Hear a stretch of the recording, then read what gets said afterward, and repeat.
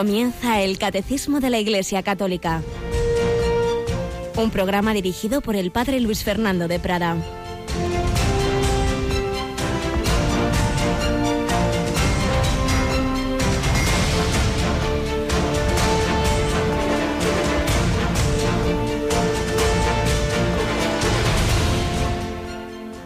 El que quiera ser grande entre vosotros, que sea vuestro servidor, y el que quiera ser primero entre vosotros, que sea vuestro esclavo.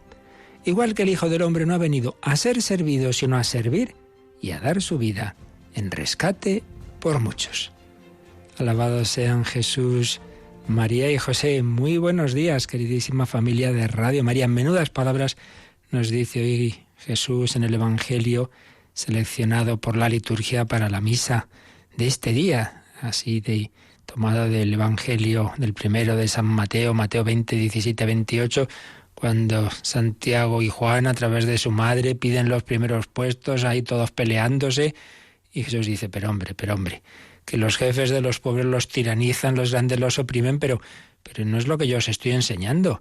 Yo he venido del cielo a la tierra, no a ser servido, sino a servir. El Hijo del Hombre, el Hijo de Dios hecho hombre, para redimirnos, no ha venido a ser servido, el que tenía más derecho que nadie, como Kyrios, como Señor que es, sino a servir y a dar su vida en rescate por muchos. Es una frase realmente impresionante que resume el misterio de Cristo. El Hijo del Hombre ha venido, porque Él es el Hijo eterno de Dios, pero ha bajado a la tierra, no a ser servido, sino a servir dando la vida en rescate, redención. Nos ha comprado con su sangre, nos ha rescatado de un secuestro, el secuestro que nos tenía sometidos el príncipe de este mundo, Satanás, esclavos del pecado, del que no podíamos liberarnos por nuestras fuerzas, pero Él ha pagado el precio infinito de su sangre. Pues bien, todo discípulo de Cristo debe seguir esas huellas, no aquí yo a mandar, no a que me sirvan, sino a servir, como Jesús lavando los pies también de Judas, también de aquel que me traiciona. Es el camino. No, yo voy a amar, sí, yo voy a ser bueno, pero desde arriba. Pues hijo, así no puede ser. Ahí es necesario ser capaz de humillarnos, de hacer el tonto. Es imposible que funcione bien una comunidad, un grupo, una familia, si todo el mundo quiere estar ahí arriba. Hay que saber humillarse, estar dispuesto a hacer el tonto. Bueno, pues no me tocaba hoy hacer esto, pero lo hago. Yo voy a servir esto, voy a poner lo otro. No, si aquí vamos siempre exigiendo derechos y mi horario hoy no me toca a mí, hoy pones tú la mesa y no sé qué, pues bueno, acabamos como tantas veces en esas luchas, en esas guerras, y el Señor nos ha enseñado este otro camino, dar vida hasta dar la vida en rescate por muchos. Tenemos con nosotros a Cristina Rubio. Buenos días, Cristina. Muy buenos días, Padre. Bueno, y el Señor sigue haciendo eso, sigue estando humilde y escondido en los sagrarios, en la Eucaristía. Y mañana tenemos un día jueves eucarístico, ¿verdad? Sí, mañana es jueves eucarístico y además de una forma muy especial porque tenemos nuestra tradicional ya hora santa en la capilla de Radio María. Sí, todo jueves nos trae el recuerdo de la institución de la Eucaristía, de la que hemos estado hablando, porque ahí realmente es el momento clave de fundación de la Iglesia, como ahora recordaremos, pero si además es víspera de primer viernes de mes, pues tenemos esa hora santa en la última hora del día, de 11 a 12 de la noche, una hora menos en Canarias, mañana, y ya sabéis, ahí ponemos todas esas vuestras intenciones que vais haciendo llegar por el teléfono, por el correo, por las redes sociales, en la campaña Pide. Ahí se pondrán. Obviamente solo podemos mencionar alguna, pero el Señor las conoce todas y si queréis que estén escritas bajo el altar, hoy es el último día para enviarlas. No esperéis a mañana porque hay que pasar todo eso a esos papeles, hay que imprimirlos y necesitamos un margen.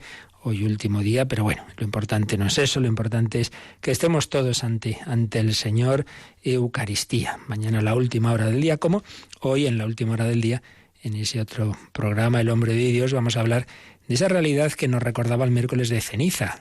Recuerda que eres polvo y en polvo te convertirás. El mundo de hoy tiene pavor a hablar de la muerte. Pues nosotros no.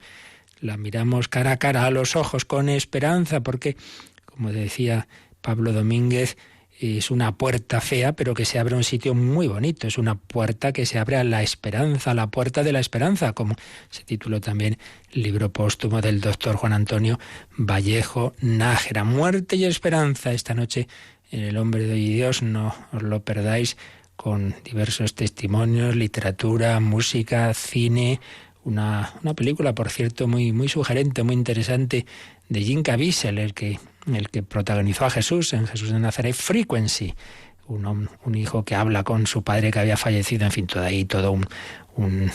una parte de fantasía, pero un trasfondo interesante. Eso esta noche. Y mañana nuestra hora santa, pues esa misma hora, de 11 a 12. Bueno, pues vamos adelante en este camino.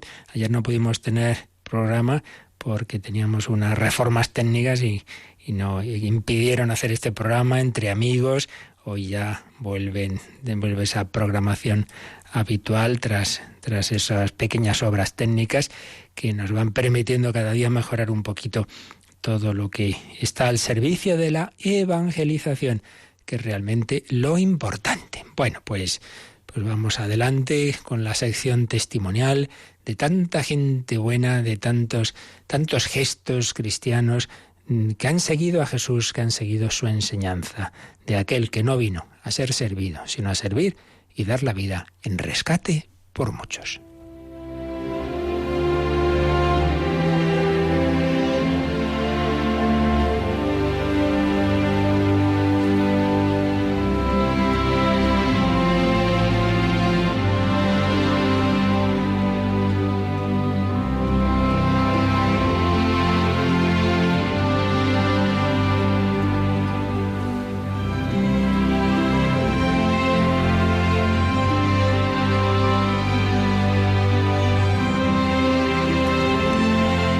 Muchas veces nos recuerda el Papa y recordamos también en Radio María, a pesar de tanto silencio de los medios, estamos en una época de mucha persecución al cristianismo, con diferencia.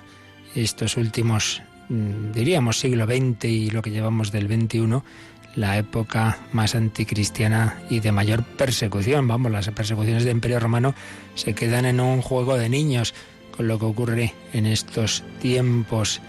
Y debemos, pues, rezar mucho y ayudar a través de instituciones como Ayuda a la Iglesia Necesitada, que tiene aquí su lugar también en Radio María, es una fundación pontificia, y otras instituciones especializadas en esa ayuda. Nuestra oración, nuestros donativos y, bueno, el ser conscientes de todo lo que ocurre. Hoy día, pues, conocemos esos países en que hay tanta dificultad, también en que hay tantas guerras.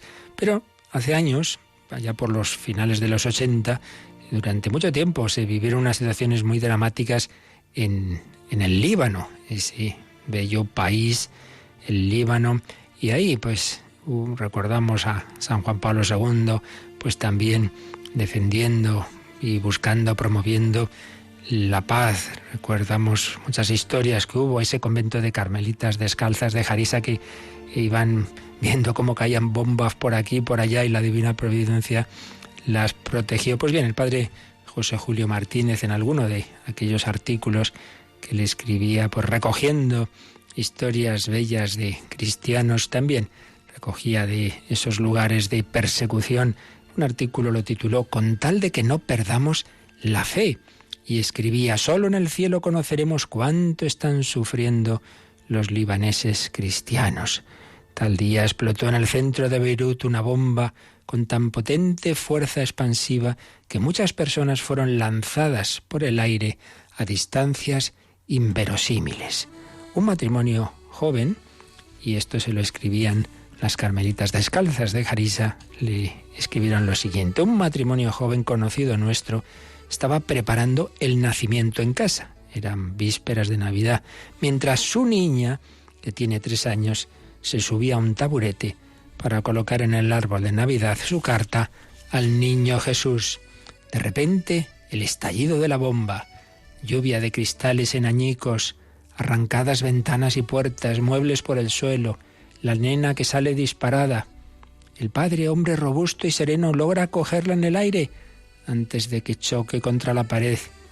Mira a su esposa que rodó por el suelo y se levanta rápida. Ambos miran a la niña, que está blanca, como un cadáver, pero enseguida se miran entre sí, se comprenden y empiezan a reír y a aplaudir repitiendo: «¡Bravo, nena, bravo! ¡Qué bien has saltado por el aire! ¡Qué bien lo has hecho!». Sin dejar de reír y cantar, se lanzan a barrer, a recoger las cosas caídas, a seguir poniendo el Belén. Y con qué verdad cantan y ríen cuando advierten que su niña ya no está pálida, sino que también aplaude y se ríe con ellos. El empeño de estos papás y de otros muchos como ellos para conseguir que sus hijos no queden psíquicamente heridos por las angustiosas consecuencias de los bombardeos es admirable, es heroico, y más admirable todavía la serenidad con que estos cristianos nos refieren cuánto están sufriendo, sin que sorprendamos en sus caras un gesto de odio, una palabra de venganza. Sí, cuando les oyes decir, con tal de que no perdamos la fe, también y mucho más sufrió Jesús, y sabes que lo han perdido todo, que han huido por el monte con niños pequeños sin saber dónde ir, mientras silbaban cerca las balas lanzadas contra ellos, que esos hijos tienen hambre o están enfermos y no los pueden aliviar. Sí, el escalofrío de lo sublime, porque reconoces con qué fuerza está actuando la gracia de Dios en estos cristianos buenos que sufren, que no odian, que recuerdan cuánto sufrió Jesús.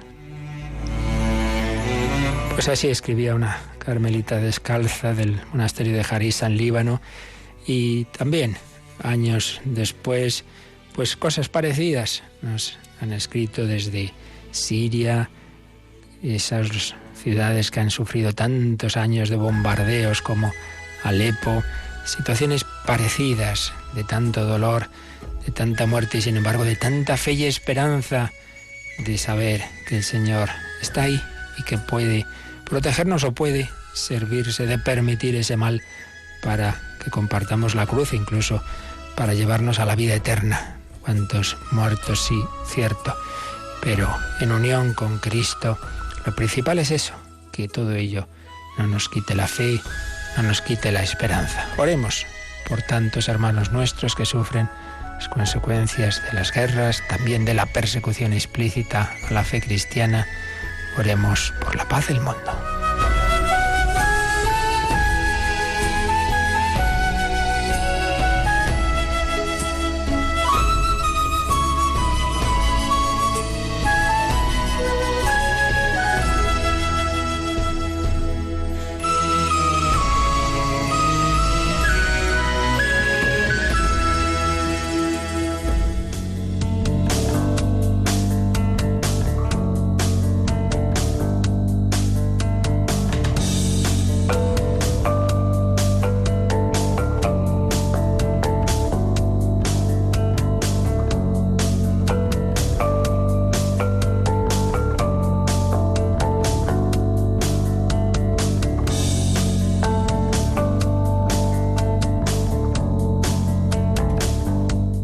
Bien, pues hijos de la Iglesia todos los siglos, esa Iglesia de cuyo origen y fundación estamos hablando según el Catecismo. Estamos en esa última parte del credo, tras haber visto lo relativo al Padre Todopoderoso y la creación, al Hijo Redentor, la redención, los misterios de la vida de Cristo y al Espíritu Santo Santificador. Estamos viendo esas obras que son de la Santísima Trinidad, pero que especialmente atribuimos al Espíritu Santo, comenzando por la Iglesia. Estábamos, tras haber visto los nombres y significados de la Iglesia, estábamos ya con su origen y fundación. Y bueno, veíamos que evidentemente no es una obra humana, que viene de Dios, que es un designio nacido en el corazón del Padre desde toda la eternidad, que fue prefigurada ya en la creación, que fue preparada en el pueblo de la antigua alianza. Toda la historia de Israel, o incluso antes, los patriarcas, como Abraham, nuestro padre en la fe, a quien Dios promete ser padre de un gran pueblo, pero como sobre todo esto apunta, como todo lo demás de la historia de la salvación y del Antiguo Testamento, apunta a Jesucristo. Y entonces, pues afirmamos esto, la Iglesia la ha instituido Jesucristo, la ha fundado el Señor. No es que luego los apóstoles, pues vamos a acordarnos de Jesús, tú eres cristiano, tú también, nos juntamos un club de amigos de Jesús. No es eso, sino que es obra del Señor. Tú eres Pedro, sobre esta piedra edificaré mi Iglesia. dice Jesús a Pedro en Mateo 16 y en tantos otros lugares. Entonces fuimos viendo cómo, por otro lado, eso no significa que haya un día en que Jesús se lleva a los apóstoles a un notario y firma, ¿no?, y se constituye la Iglesia. No es eso, es todo un proceso, como en general hace Dios las cosas. La creación tampoco de repente aparece ya aquí el ser humano, sino que es un proceso. Pues también con la Iglesia veíamos esos pasos, ese germen de la Iglesia en el reino de Dios, esa primera predicación de Jesús en Galilea, y nos decía el Catecismo, citando al Vaticano II, que Cristo inauguró el reino de los cielos en la tierra. La Iglesia es ese reino de Cristo presente ya en misterio. El germen y comienzo del reino es ese pequeño rebaño de discípulos de Jesús, esos que se iban con Él, que iban aprendiendo de Él, una nueva manera de actuar. No he venido a ser servidos, sino a servir, una nueva manera de obrar. Cuando oréis, orad así. Un ideal, sed perfectos como vuestro Padre Celestial es perfecto, sed misericordiosos como Él es misericordioso. Pero no simplemente unos seguidores de Jesús que escuchan su palabra, sino una comunidad que Jesús va organizando. Y entre todos esos discípulos hay unos círculos concéntricos hasta llegar a 12 apóstoles que Él escoge entre los demás, pero todavía esos 12 pone de ellos una cabeza.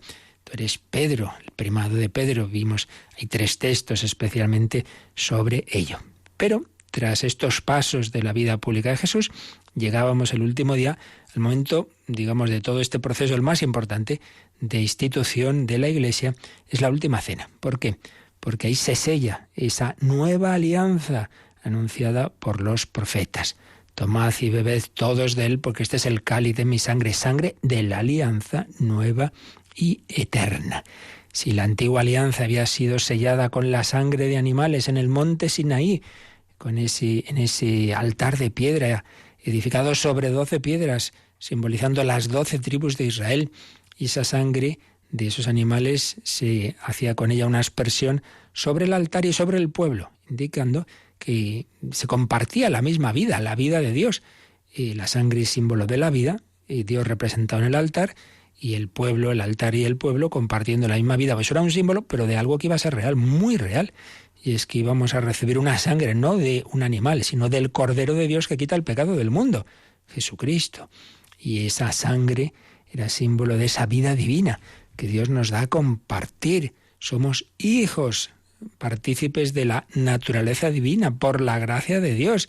Pero esa vida divina se nos da por la redención, porque la habíamos perdido por el pecado original y toda la cadena de pecados y nuestros pecados personales.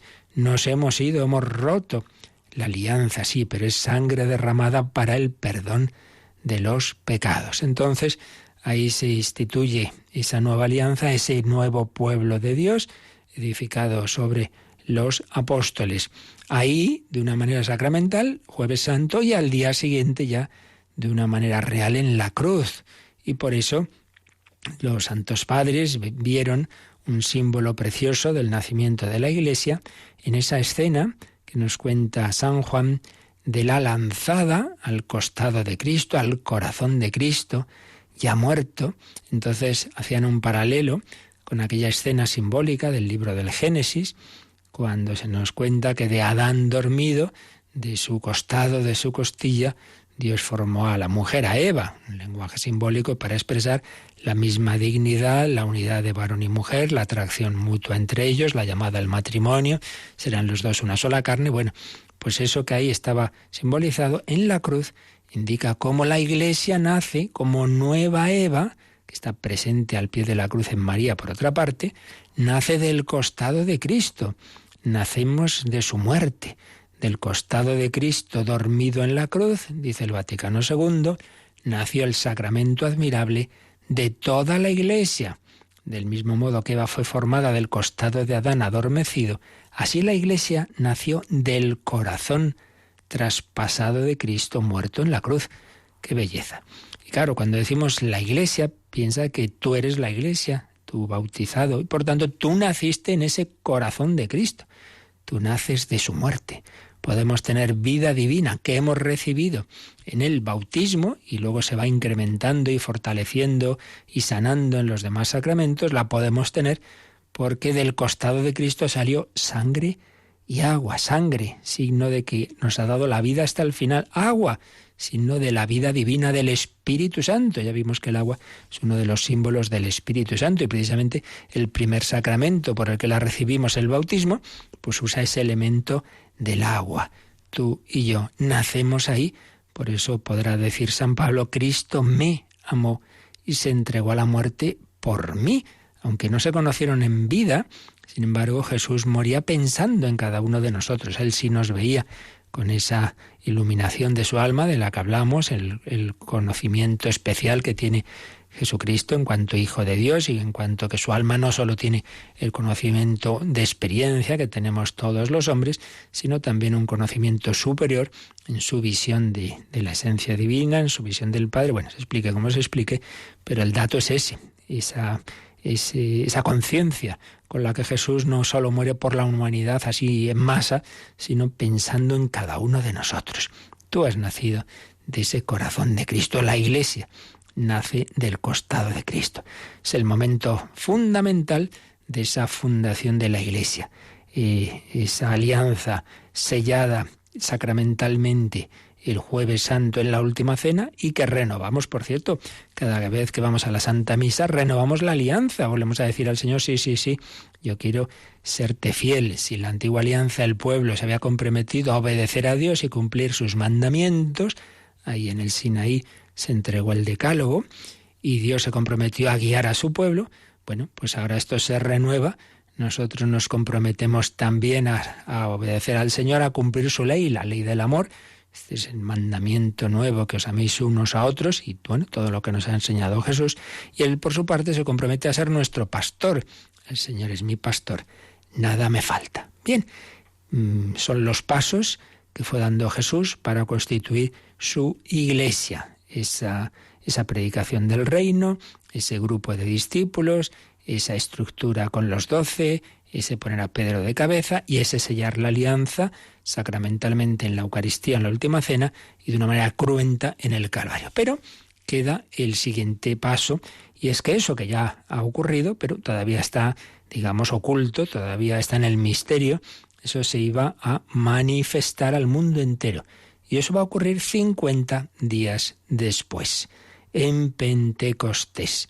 Si en la Pascua el Cordero es inmolado y se produce esa redención del mundo, los frutos de ello lo van a recibir de una manera abundantísima los apóstoles, los discípulos, lo van a recibir 50 días después. Por eso también, a nivel, digamos, litúrgico, el ciclo de Cuaresma, Semana Santa, culmina realmente en Pentecostés. Luego Dios nos dará sus luces y gracias cuando le parezca, por supuesto. Pero desde una perspectiva litúrgica podemos decir que ese proceso que empieza un miércoles de ceniza culmina en Pentecostés. El Señor pues nos da esos frutos de la labor ascética realizada en Cuaresma, Semana Santa y Pascua, con ese don del Espíritu Santo. Bueno, pues vamos a entrar en esa escena fundamental para la vida de la Iglesia, que es Pentecostés. Como decimos, no es que fuera fundada la Iglesia en Pentecostés, sino esa fundación la ha ido realizando el Señor a lo largo de su vida, y si hay que escoger un momento, realmente el momento es la Pascua, es la Última Cena, es la Eucaristía, es la cruz. Pero es verdad que ahí en esa escena de Pentecostés es cuando esto se hace palpable, es cuando esto se manifiesta. ¿Y eso dónde se nos cuenta? Bueno, pues esto se nos cuenta en el libro de los Hechos de los Apóstoles. Ahí es donde está, en el capítulo 2 en concreto. Cuando llegó el día de Pentecostés, estaban todos juntos en el mismo sitio. Luego veremos cuál era ese sitio. Y de repente sonó desde el cielo un fragor como de viento que irrumpe impetuoso, y llenó toda la casa donde residían. Y se les dejaron ver unas lenguas como de fuego, que se iban repartiendo, de modo que se posó una sobre cada uno de ellos, y todos se llenaron de Espíritu Santo, y empezaron a hablar en otros idiomas, tal como el Espíritu les concedía expresarse. Estaban viviendo en Jerusalén judíos religiosos de todas las naciones bajo el cielo, y al producirse aquel ruido, se juntó la muchedumbre, y quedó desconcertada, porque al hablar ellos, los apóstoles, cada uno oía que hablaban en el idioma propio. Estaban asombrados y se sorprendían diciendo: fijaos, todos esos que hablan no son galileos. Entonces, ¿cómo nosotros los oímos, cada uno en nuestra propia lengua materna?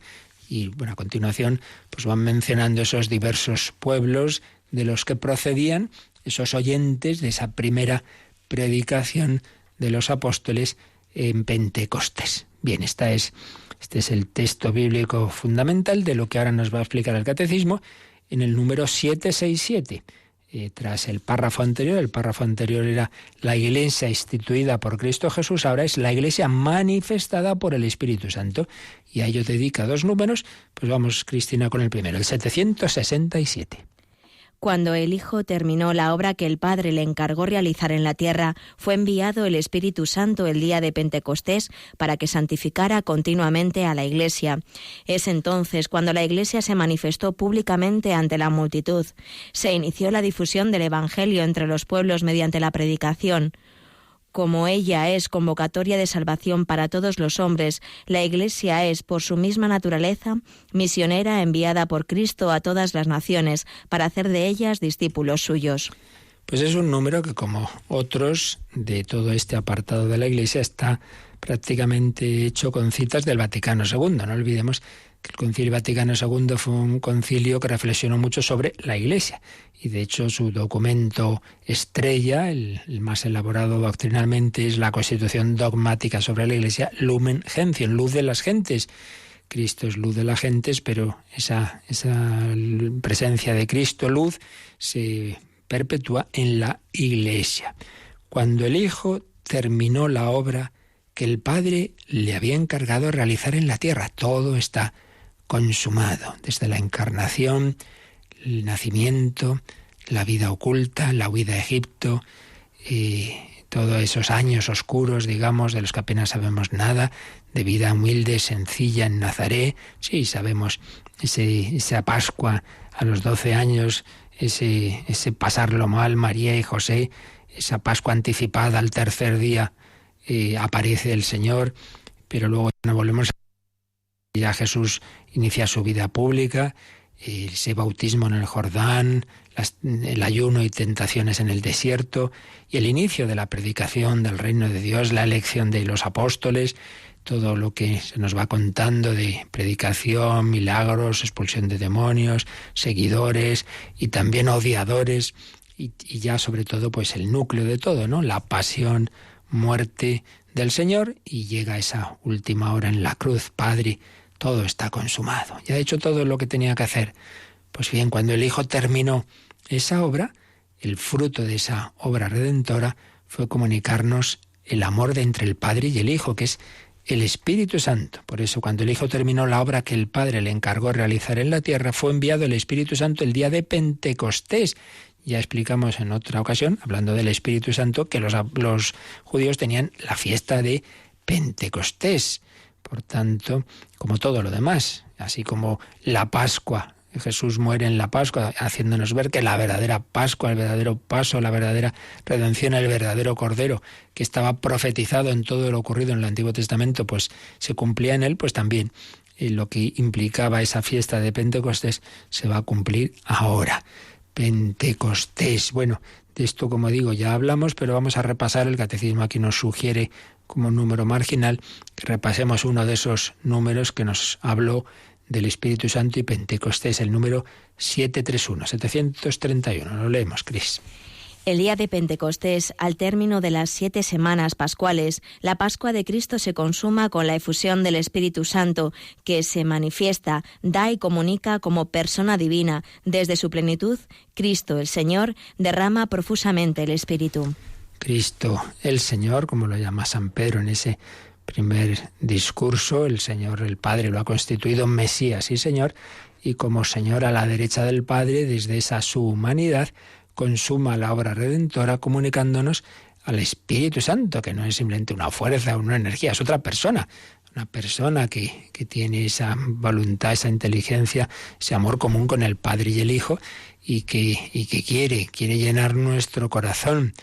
y Jesús lo había anunciado, como ya estuvimos viendo en distintos textos, sobre todo hacia el final de su vida y concretamente en la última cena, como la relata San Juan, se nos habla, Jesús va a hablar de cómo el Espíritu Santo es el que consume su obra. Ese día de Pentecostés, 50, al término de las 7 semanas de la Pascua, pues la Pascua de Cristo se consuma con esa efusión del Espíritu Santo, que ahí se manifiesta, se da y comunica en esos símbolos que también vimos, del fuego, del viento impetuoso, pues indica cómo el amor de Dios quema en el buen sentido el corazón y hace que uno no puede quedarse quietecito, sino que tiene que anunciar a todos ese amor de Dios y ese viento fuerte. No podemos quedarnos aquí encerrados, hay que salir, hay que llevar el Evangelio al mundo entero.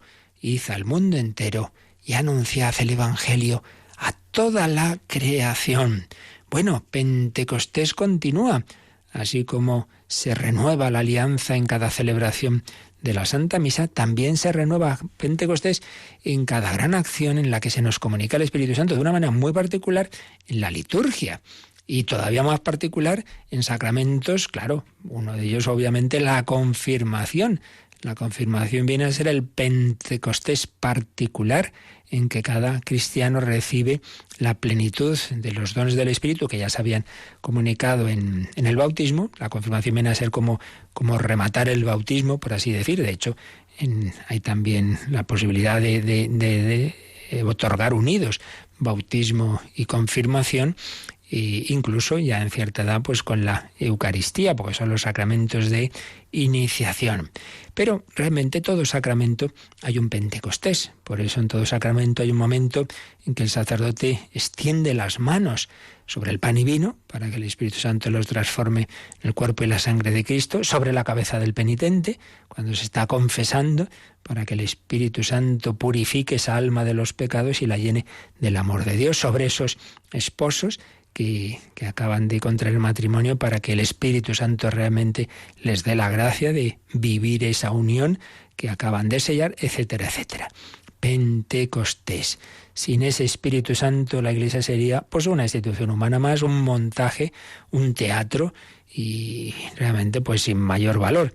Pero en cambio es el Espíritu el que está ahí dentro, el que actúa. Podríamos decir que así como a veces uno dice, uy, aquí hay gato encerrado, pues en la Iglesia hay paloma encerrada. Hay una paloma que no vemos, hay un espíritu que está ahí y que hace milagros. Y os aseguro que el sacerdote pues muchas veces lo ve. Yo particularmente lo he visto en el sacramento de la confesión, que hay veces que uno dice, pero bueno, ¿qué ha pasado aquí?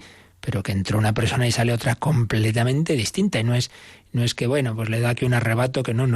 Oye, que es que mira, que han pasado los años y cómo aquella confesión transformó radicalmente la vida de esta persona. Eso no lo he hecho yo, eso no lo han hecho unas palabritas, eso lo ha hecho el Espíritu Santo. Vamos a pedir al Señor que renueve su acción, que nos comunique su Espíritu particularmente y comunitariamente, que lo haga en la Iglesia, que necesitamos también renovación, nueva evangelización, nuevo Pentecostés. Ven, Espíritu Santo, ven sobre cada uno de nosotros.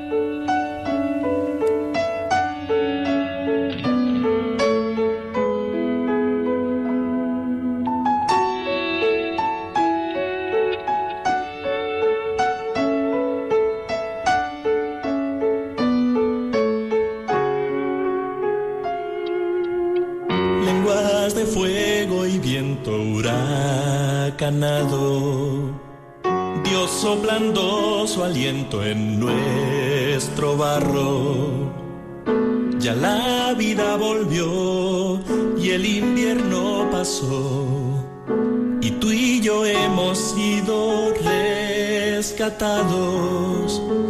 Eran muy pocos, solos y asustados, escondidos de todos y encerrados. Pero el viento sopló y el mar rojo secó. Todo empezó hace más de 2000 años.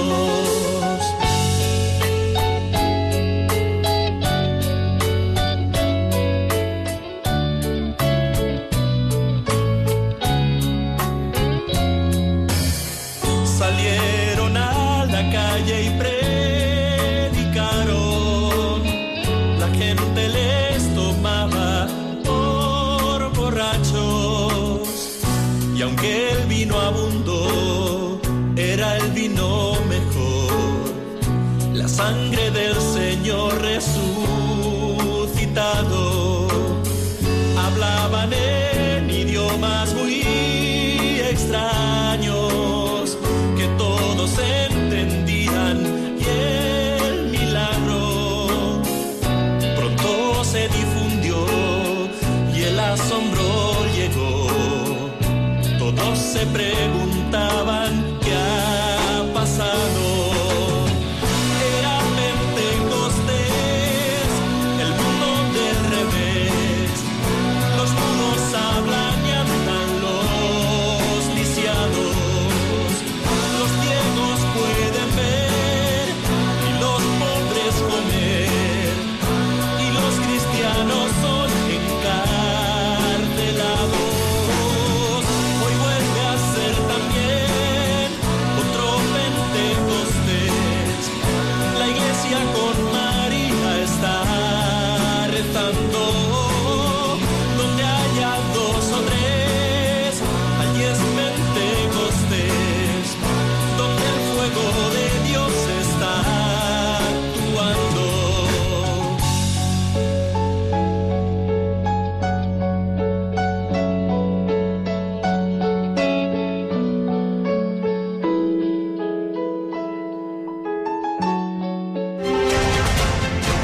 Descubre la fe de la Iglesia a través del Catecismo, de 8 a 9 de la mañana en Radio María. Un nuevo Pentecostés. Necesitamos esos dones del Espíritu. También hoy los cristianos son encarcelados, son perseguidos. Invoquemos esa fortaleza del Espíritu Santo, porque la Iglesia no puede quedarse encerrada, eso quieren muchos. También hay otra persecución, en principio no cruenta, pues en nuestros países occidentales todo el mundo tiene derecho a decir lo que le dé la gana, menos la Iglesia, que se quede ahí recluida a un nivel privado, no puede actuar públicamente, no puede decir nadie nada, no se puede enseñar, al revés, imponen enseñanzas contrarias. Bueno, pues no podemos callarnos, como no se callaban los cristianos bajo los regímenes que hubo de los países tras el telón de acero, como no se callaba el cardenal Wyszynski o el cardenal Wojtyła en Polonia, y todo aquello pues consiguió al final, por la gracia de Dios, derribar aquel régimen totalitario. Pues así andamos, siempre, si no es una cosa será otra, siempre esas dificultades, esas persecuciones, pero la Iglesia, termina el número 767, es por su naturaleza misma misionera, enviada por Cristo a todas las naciones, en esa fuerza, en ese poder del Espíritu Santo, no por los poderes humanos que no tenemos. Todos los poderes, los centros de poder de este mundo político, económico, mediático, están en manos precisamente, no precisamente cristianas, sino todo lo contrario. Bueno, sí, pero el Espíritu Santo es todavía más fuerte, enviada a todas las naciones para hacer de ellas discípulos suyos. Id, anunciad el Evangelio, haced discípulos a todos los pueblos, bautizándolos en el nombre del Padre y del Hijo y del Espíritu Santo. Siempre es bueno leer ese final del Evangelio de San Mateo, Mateo 28, 19 y siguientes. La Iglesia enviada. Pero vamos a profundizar un poquito en eso que ocurrió en torno a Pentecostés, porque antes de ese día, y con lo que hemos leído en los Hechos de los Apóstoles, antes de ese capítulo 2, se nos cuenta qué ocurrió tras la ascensión del Señor. Jesús, el libro de los Hechos de los Apóstoles, esto según todo hace pensar, lo escribe el mismo autor del Evangelio de San Lucas. San Lucas termina su Evangelio y lo retoma en este, digamos, Evangelio del Espíritu Santo y de la Iglesia, que son los Hechos de los Apóstoles. Y empieza contando la ascensión del Señor. Y después de que Jesús sube a los cielos, y dice, según estaban mirando atentamente al cielo mientras él se iba, dos ángeles en realidad, se les presentaron con vestiduras blancas que dijeron a los apóstoles: Galileos, ¿por qué estáis ahí parados mirando al cielo? Este Jesús, que acaba de ser elevado desde vosotros al cielo, así volverá, como lo habéis visto ir al cielo. Entonces, estamos en Hechos 1, versículo 12 y siguientes, entonces se volvieron a Jerusalén desde el monte llamado de los Olivos, que está cerca de Jerusalén, distante una jornada de sábado. Y cuando entraron, subieron a la habitación de arriba, donde residían Pedro, siempre el primero mencionado, Pedro y Juan, Santiago y Andrés, Felipe y Tomás, Bartolomé y Mateo, Santiago de Alfeo y Simón el Celote y Judas de Santiago, los 11, ya faltaba Judas Iscariote. Todos estos con un mismo espíritu se dedicaban asiduamente a la oración, con algunas mujeres y María, la madre de Jesús y los hermanos de éste. Y en aquellos días, Pedro, puesto en pie en medio de los hermanos, el grupo de personas congregadas era de unas 120, dijo, y entonces hace un pequeño discurso hablando de que hay que elegir un sustituto de Judas Iscariote, porque en aquel momento tenían mucha conciencia de la importancia de los 12. Hemos quedado 11, aquí falta uno.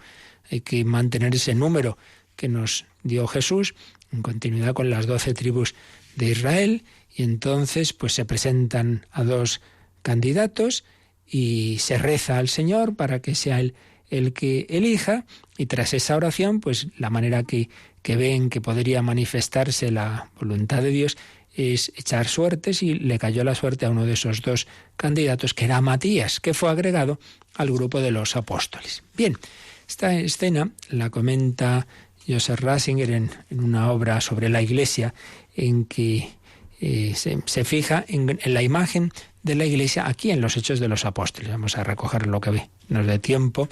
En primer lugar, sobre este cuadro que acabamos de leer, cómo los discípulos van a esa sala, que todo nos indica que es la misma donde se celebró la última cena, es el cenáculo. Entonces dice que van a una sala y allí están reunidos los apóstoles, hemos oído, pero no solo los apóstoles, sino otros discípulos, hasta el número simbólico de 120. Siempre los números en la Biblia tienen mucha importancia. Y si os habréis fijado que entre esas personas que estaban ahí reunidas había algunas mujeres, entre ellas María.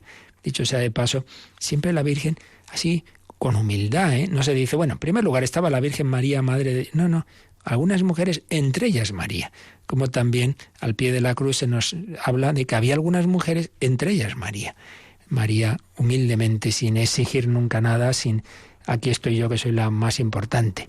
Ahí están en oración. Cada detalle aquí nos enseña algo, ¿no?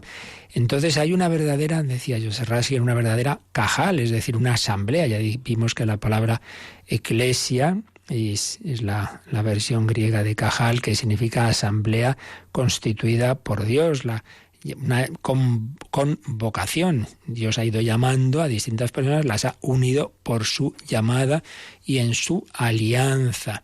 Ahí tenemos como un espejo del nuevo pueblo de Dios. Y una asamblea que, ¿por qué está unida? Porque ora, está en oración, persevera concorde con el mismo corazón en la oración, y así recibe su unidad del Señor. Ahí lo primero es dirigirse al Dios vivo y ver qué es lo que quiere Dios. Y por eso esa elección de Matías no es hay un parlamento que democráticamente toma sus decisiones, sino que le pide al Señor, Señor, hace un discernimiento, Señor, ¿qué quieres? ¿Quién quieres que sustituya a Judas? Ese número de 120 pues es un múltiplo de 12. Es una indicación de cómo ese germen que veíamos del reino de Dios, del pueblo de Dios, pues está llamado a crecer, pero siempre en continuidad. Vemos que el que hace el discurso de lo que hay que hacer es San Pedro. Ya está empezando a cumplir esa misión que Jesús le dijo: confirma a mis hermanos, pastorea a mis ovejas, tú eres Pedro, sobre esta piedra edificaré mi iglesia. Y la manera de elegir a Matías indica ese dato tan bueno de lo que es la vida cristiana, que por un lado los hombres tenemos que poner de nuestra parte, ¿no? Y entonces, bueno, pues reflexionan, se presentan candidatos, pero por otro lado, la última palabra evidentemente se le deja al Señor. Entonces, bueno, la manera que tienen de hacerlo es orar, o sea, después de haber puesto de su parte, de haber pensado, digamos, se reza y se echa a suertes. La decisión última se deja a la voluntad de Dios. La manera es un poco particular, pero lo que en el fondo transmite es esto, ¿no? Que es el Señor el que tiene que escoger. Un primer cuadro bien bello. Otro cuadro que está después de Pentecostés es ese sumario de la vida de la primitiva comunidad que tenemos en Hechos 2:42. Hechos 2:42, que también lo comenta Joseph Ratzinger, y vamos a ver qué es lo que dice este texto tan bello y que ha dado lugar a lo largo de la historia de la Iglesia a comunidades religiosas. Dice, cuando ya empezó la vida cristiana tras Pentecostés, que los discípulos, los cristianos, se dedicaban asiduamente ¿a qué? Fijaos lo que dice. A recibir la enseñanza de los apóstoles, a hacer comunidad, la vida común, a la fracción del pan y a la oración. 4 cosas. Recibir la enseñanza de los apóstoles, la didaje. Enseñanza es didaje, así como la primera predicación misionera es querigma, pero ya una vez que uno ya se ha convertido y cree en Jesús, el profundizar en la doctrina es recibir la enseñanza, didaje, magisterio. Empieza ahí el magisterio de la Iglesia. Los cristianos reciben la enseñanza de los apóstoles. Segundo, lo hacen en común, viven en común, hacen comunidad. No estamos llamados a una religión individualista. Tanta gente, Dios y yo, llama a paño. ¿Para qué la Iglesia? ¿Para qué los curas? Bueno, pues hijo, eso no es el cristianismo. A vivir en comunidad. Tercero, a la fracción del pan. La expresión de la Eucaristía, la liturgia. Y en cuarto lugar, a la oración. La oración, el rezo. Todo ello pues es la vida de esa comunidad primitiva. Pues son unas indicaciones siempre no solo para aquella primera, de lo que hacía aquella comunidad, sino para toda la Iglesia. Estamos llamados a edificarnos sobre la enseñanza, y por eso aquí estamos explicando el catecismo, que es la actualización 20 siglos después de esa enseñanza de los apóstoles, a perseverar en la vida común, a vivir los sacramentos, a hacer oración. Pues son las diversas partes del catecismo, ¿no? Palabra y sacramentos son los pilares fundamentales del edificio de la Iglesia. Y todo ello, pues, vivido en común. Y, por otro lado, ese llamar a la Eucaristía, la fracción del pan, expresa, decía Joseph Ratzinger, la dimensión social de la Eucaristía. El culto no es una cosa individualista. Estamos llamados a vivirla en común. La misa, pues desde suyo es una acción pues que deben realizar a varias personas. Y de ahí brota el compartir. Y ahí ya vendría la moral. Pues bien, entre estos 2 cuadros, ese primero de cómo estaban en oración en el cenáculo y este segundo de cómo llevaban la vida cristiana, está el cuadro central, que es por donde hemos empezado antes, que fue lo que ocurrió en Pentecostés, Hechos 2, del 1 al 8. Pentecostés, viento y fuego del Espíritu Santo, que dan origen a la Iglesia, que no nace, por tanto, de una decisión autónoma, que viene de lo alto. El Espíritu Santo les une y supera el espíritu babilónico del mundo. Lo que ocurrió en Babel y lo que se significa también en la Escritura y sobre todo en el Apocalipsis con Babilonia, que es la voluntad humana de potencia, de aquí el poder humano, y que intenta establecer la uniformidad, pero por el dominio y no por el amor, no por la unidad que viene de lo alto, que viene del amor. No, el Espíritu de Dios genera unidad, pero no uniformidad, y no por imposición. Por eso en la Iglesia hay unidad en la fe, en la doctrina, en la disciplina, pero a la vez hay pluralidad y distintos carismas y estilos y sensibilidades y órdenes religiosas, y hay contemplativas y activas y de enfermos y de niños. Y bueno, el Espíritu Santo genera la pluralidad en la unidad, y no por imposición, sino por esa unión íntima del corazón en el amor de Dios, en los dones del Espíritu Santo. Una escena preciosa en la que se entrelaza multiplicidad y unidad. Se nos enseña la peculiaridad del Espíritu Santo. El espíritu del mundo va por el camino de la imposición, y en cambio el Espíritu Santo va por ese camino de la unidad que brota del amor. Se delinea, señalaba el entonces cardenal Ratzinger, el proyecto de una iglesia que vive en muchas iglesias particulares.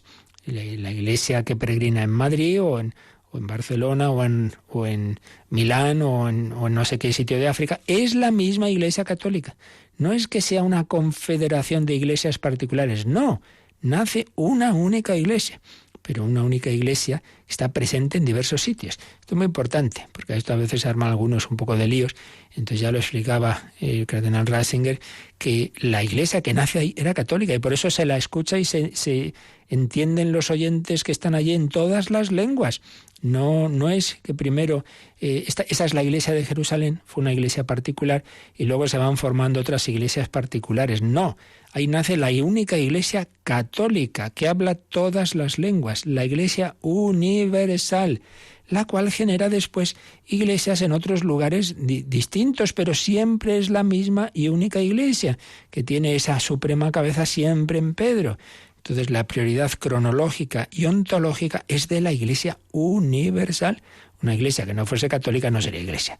Por tanto, una cosa es dar importancia, que la tiene obviamente, a las iglesias particulares con su obispo propio, pero otra cosa es que no es que sea la iglesia particular de Jerusalén más la otra, una confederación y ahí al final sale la iglesia católica. No, al final no, al principio. Al principio el Señor ya genera la Iglesia Católica universal que va peregrinando de Jerusalén a Roma. Y de hecho, en los Hechos de los Apóstoles se da ese camino. Empieza en Jerusalén y ¿dónde terminan los Hechos de los Apóstoles? Con Pablo, que ha llegado a Roma, está prisionero en Roma. Con la llegada a Roma, el camino que comenzó en Jerusalén ha llegado a su meta. Roma se veía, pues claro, como la cabeza del mundo universal entonces conocido. La Iglesia también ha llegado desde Jerusalén a Roma. Iglesia universal que cumple el mandato de Jesús. Id al mundo entero y anunciad el Evangelio. Había empezado en el pequeño rebaño que seguía a Jesús por los caminos de Galilea, pero ya es la Iglesia que se ha manifestado públicamente en Pentecostés y que está llamada a llegar al mundo entero. Es la Iglesia a la que nosotros pertenecemos. Damos gracias al Señor por ello, lo agradecemos, pedimos que el viento del Espíritu nos siga moviendo para anunciar a nuestros hermanos que están llamados a vivir en esa familia que es la Iglesia, que es la familia de Dios. Luego meditamos y también si queréis alguna pregunta, pues algún minuto nos queda.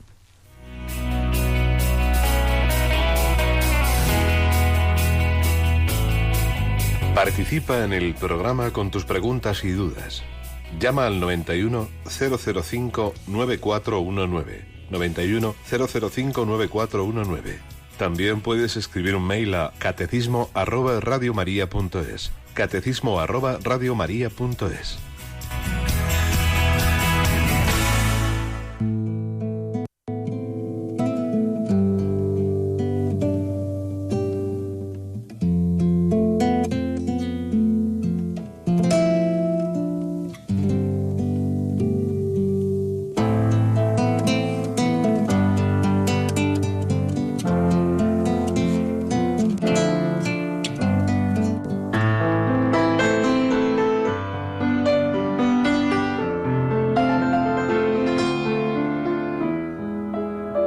Sopla tu viento, Señor, para navegar, porque solo a tu puerto quiero llegar. Sopla tu viento, Señor, para navegar, porque solo a tu puerto quiero llegar. Sopla tu viento, Señor, para navegar, porque solo a tu puerto quiero llegar.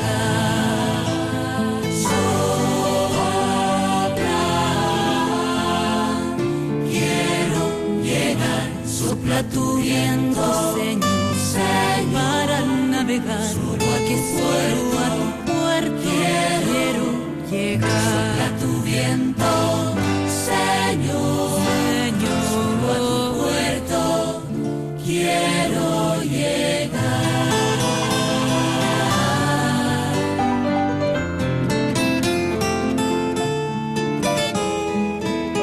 Sopla tu viento, Señor, para navegar, porque solo a tu puerto quiero llegar. Sopla tu viento. Sopla tu viento, ven, Espíritu Santo. Pentecostés, como sabéis, es el tercer misterio glorioso.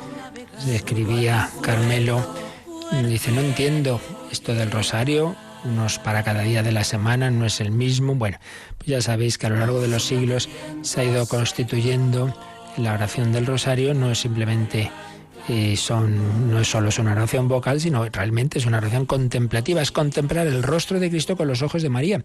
Y durante muchos siglos pues se distribuyeron esos misterios en 3 bloques, los gozosos, dolorosos y gloriosos. Pero San Juan Pablo II añadió el otro ciclo de luminosos. Entonces, bueno, es una manera de que lo esencial del misterio de Cristo lo vayamos contemplando, y tened en cuenta que, bueno, esto no es un tema de, digamos, orden litúrgica, tiene que ser así. Bueno, es una orientación que los lunes y sábados contemplemos los gozosos, martes y viernes los dolorosos, obviamente el viernes es el día de la pasión, dolorosos, obvio también que el domingo son los gloriosos, y con ellos se une el miércoles, y San Juan Pablo II añadió los jueves los luminosos, puesto que el jueves se instituye la Eucaristía, pero esto no es una orientación, por tanto pues se puede cambiar, y por eso también nos parece en Radio María, cuando cae una fiesta gorda o una solemnidad que hace alusión a uno de esos misterios, pues en vez de rezar, contemplar, digamos, el que en principio tocaría en ese día, pues por poner un ejemplo, si el 2 de febrero, que es la presentación del Señor, es viernes, en vez de rezar los dolorosos, rezamos los gozosos, porque precisamente estamos celebrando uno de los misterios gozosos, la presentación. Es una orientación, pero no es un mandato como si lo es a nivel de las normas litúrgicas, por ejemplo, de la Santa Misa. ¿Tenemos alguna llamada, Cristina? Sí, tenemos una llamada de Nieves, de Castellón, y dice: cuando rezo, el yo pecador dice que ama a Dios sobre todas las cosas, y ella quiere saber hasta qué punto le está faltando a Dios porque ella ama mucho a su familia y a sus hijos. No está faltando a Dios nada, porque ame mucho a su familia y a sus hijos. Cuanto más los ame, mejor. Lo que se nos quiere decir es que todavía por encima de los amores más santos debe estar el de Dios. Ahora bien, una cosa es ese deseo y esa valoración que Dios debe estar siempre lo primero, y otra cosa es que lo sintamos de la misma forma. Obviamente, a un nivel sensible, pues claro, ella tiene ahí delante a su familia y esos ahí los tiene, y a sus hijos, y a Dios no los tenemos igual. Entonces le amo menos. Mira, ¿sabes dónde se manifiesta eso? Cuando llega un momento, que puede llegar en la vida, en que no hay más remedio que, por ejemplo, los mártires, ¿no? Pues si no reniegas, te matamos, o matamos a tal familiar. Y un mártir ha dicho, pues lo siento en el alma, claro, pero por ejemplo, aquellos sencillos, humildes campesinos mexicanos, cuando la guerra de los cristeros, está recogida en la película Cristiada, por cierto, pues eran gente sencilla, pero tenían muy claro que no iban a renegar del Señor y iban a dejar a mujer e hijos, pues viva Cristo Rey, Santa María de Guadalupe. Entonces, ¿amaban a Dios sobre su familia? Sí. Aunque no lo hubieran sentido de la misma forma, pero cuando llegó el momento demostraron que Dios está por encima de todo. O un padre quiere mucho a sus hijos y el hijo le dice, pues me voy al seminario o a un monasterio que me vais a ver poco, pues les costará, pero pues hijo, adelante. A eso indica que ama a Dios sobre todas las cosas. No hay que hacerse líos con eso, hay que pedir al Señor que aumente cada vez más nuestro amor a Él. Pues así se lo pedimos también en la bendición. Yo recuerdo que terminaremos también esta noche de 11 a 12 y hablando de la esperanza y la muerte. La muerte no tiene que quitarnos la esperanza. Lo hablamos esta noche en el nombre de Dios. La bendición de Dios Todopoderoso, Padre, Hijo y Espíritu Santo, descienda sobre vosotros. Alabado sea Jesucristo.